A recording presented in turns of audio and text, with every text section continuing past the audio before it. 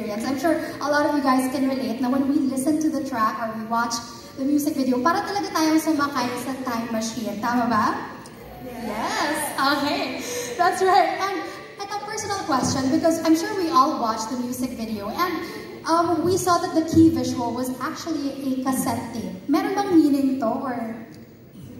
Honestly, it is based from from the music, because as Pablo explained earlier, that as always, that yung music po, yung wayad is like something you hear, it something from the past, and so we base from that concept na we think of something, an item from the past. So we thought of a cassette tape because it is also an instrument for music, diba? We use it for music. So, and the idea, it is known for the rewind. So yung iniikot pa po siya para rewind. So thinking of that, we can parang, uy, sakto, it's time travel, we can go back to the past, and that cassette tape is something from the past then as well. But then, honestly, ako, hindi ko siya totally naabutan. So, naabutan ko siya, pinaglalaroan na lang. So, we made a lot of research for it. So, ayun po.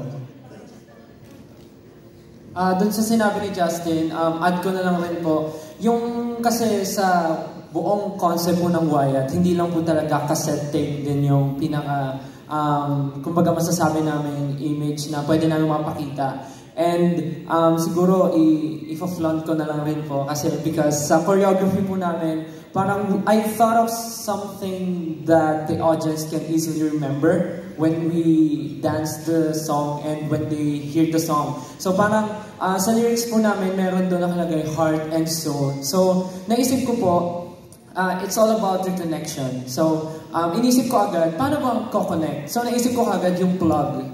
Alam po natin, pagka sinaksak natin, ko-connect po siya. So naisip ko, why not gawa ko ng image about the plug or something connecting? So naisip ko po to.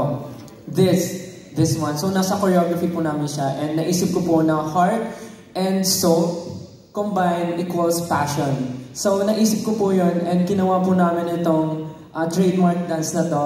And also this means reconnection po. Yun po yung naisip ko. And this one can also mean a lot. Like, pagka tinweak po natin ito ng ganito, maging W, Wyatt na rin po siya. So, marami po siyang meaning.